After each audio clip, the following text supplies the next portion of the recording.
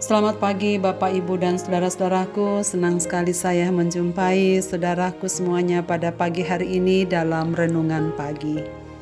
Hari ini saya mengajak kita merenungkan Kejadian pasal 32 ayat 26. Semoga menjadi panduan kita berjalan di hari ini. Kejadian 32 ayat 26 berbunyi, "Lalu kata orang itu, 'Biarkanlah aku pergi, karena fajar telah menyingsing.' Sahut Yakub, 'Aku tidak akan membiarkan engkau pergi jika engkau tidak memberkati aku. Jangan pergi sebelum memberkati aku.'" Ayat renungan kita pagi ini ada dalam kerangka kisah yang menakjubkan tentang Yakub yang bergumul dengan malaikat. Pergumulan yang mengagumkan saudaraku, dan sangat menguras tenaga bagi Yakub. Karena bergulat sampai fajar menyingsing. Pada waktu itu Yakub dalam perjalanan hendak pulang ke kampung halamannya dan keluarganya. Kini kisah 20 tahun yang lalu itu sedang membayang-bayangi kepulangan Yakub. Ia terpaksa lari meninggalkan rumah 20 tahun yang lalu karena terancam oleh Esau kakaknya setelah ia berhasil menipu ayahnya yang telah rentah dan tua serta buta untuk mendapatkan berkat anak sulung dari ayahnya yang seharusnya milik kakaknya Esau. Sejak peristiwa ini, Esau ingin melampiaskan kemarahannya kepada adiknya, dan tidak ada pilihan Yakub harus lari atas seizin ibunya Ribka meninggalkan kampung halamannya. Setelah sampai di suatu tempat di seberang sungai, utusan Yakub kembali dan membawa kabar, "Kakakmu juga beserta 400 orang sedang dalam perjalanan hendak menjemput engkau." Mendengar kabar itu, Yakub sangat ketakutan dan bersusah hati.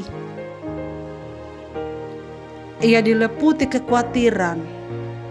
Jangan-jangan kakaknya akan datang untuk memusuhi dan membunuhnya. Dalam keadaan ini ia datang kepada Allah dan memohon belas kasihannya. Ia sungguh mengakui ketakutannya dan berkata jangan-jangan Esau datang untuk membunuhnya. Lalu ia menyeberangkan anggota keluarga dan rombongannya di sungai Yabok, tempat penyeberangan. Lalu ia kembali ke tempatnya seorang diri untuk bergumul.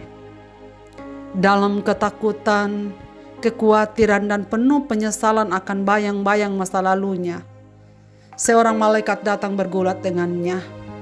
Masing-masing mengerahkan tenaganya untuk saling menyerang dan mempertahankan diri. Pertarungan yang luar biasa besar. Namun tak ada yang kalah. Kekuatannya sama. Mereka beradu sebagai lelaki yang kuat. Sampai akhirnya menjelang pagi, laki-laki itu tahu bahwa Yakub tak dapat dikalahkan. Ia memukul sendi pangkal paha sehingga terpelecok. Hilanglah kekuatan Yakub. Kini ia benar-benar tak punya tenaga. Ia tak dapat berdiri di atas kekuatan kakinya. Sadarlah ia bahwa sekarang tak punya kekuatan apa-apa, tak ada andalannya. Sekarang ia sungguh tak berdaya, dan itu sebabnya ia merendahkan diri meminta diberkati. Hal ini menjadi tanda hanya yang lebih tinggi dapat memberkati yang lemah.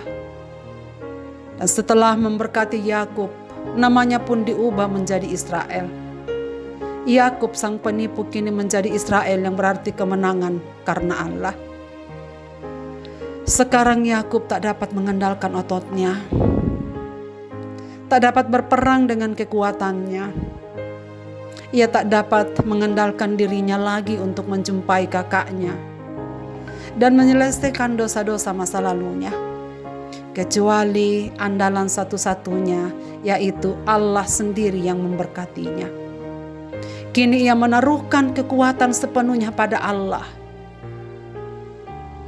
Saudara-saudaraku, ketika masalah terasa berat, ada ketakutan, ada kekhawatiran, apapun yang sedang membayang-bayangi kita, mari belajar kepada Yakub. Lari kepada Tuhan. Duduk di hadapannya dan berdiam diri. Bergumul dalam doa, berjuang untuk mendapatkan berkat Allah dan perkenanannya.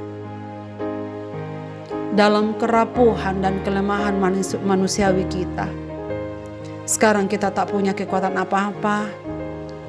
Kita hanya perlu penyertaan Tuhan sebagai jaminan melanjutkan hidup ini. Marilah kita berdoa. Bagaikan Yakub yang sedang terpelecok pangkal sendiri pahanya, kami pun tunduk di hadapan-Mu, merendahkan diri. Tak ada kekuatan kami untuk berjalan ya Bapa. Tak ada andalan yang kami harapkan selain di Kau. Seperti doa Yakub, pagi ini pun kami berdoa. Jangan pergi sebelum Engkau memberkati kami. Karena kami butuh berkat Tuhan, kami butuh kekuatan Tuhan. Kami membutuhkan penyertaan-Mu, sebab tanpa Engkau kami tak dapat berbuat apa-apa. Dalam kerapuhan dan kelemahan ini ya Tuhan, nyatakanlah belas kasihan-Mu kepada kami. Sertailah kami dalam perjalanan hidup kami di sepanjang hari ini, mengerjakan tugas-tugas dan tanggung jawab kami. Bagi saudara-saudara yang sedang dalam kelemahan tubuh, bagi saudara-saudara yang sedang berduka, bagi saudara-saudara yang sedang khawatir dan kehilangan harapan, kunjungilah mereka ya Tuhan. Temuilah mereka dengan keyakinan bahwa Engkau hadir dalam setiap peristiwa hidup umat-umat-Mu. Engkau ada untuk kami dan Engkau dapat kami andalkan. Dan biarlah firman-Mu ini menjadi pegangan kami. Asal saja kami datang kepadamu, Engkau berkenan kami temui dan akan memberkati kami. Semua yang mendengarkan firman-Mu pada pagi hari ini, biarkanlah mereka mengalami penyertaan-Mu ya Tuhan. Dan berikanlah kami sukacita dan damai sejahtera untuk berjalan di sepanjang hari ini. Di dalam nama Tuhan Yesus Kristus, kami datang kepadamu. Amin. Selamat beraktivitas Bapak, Ibu, dan saudara-saudaraku. Tuhan Yesus memberkati kita sekalian dengan firman ini. Amin.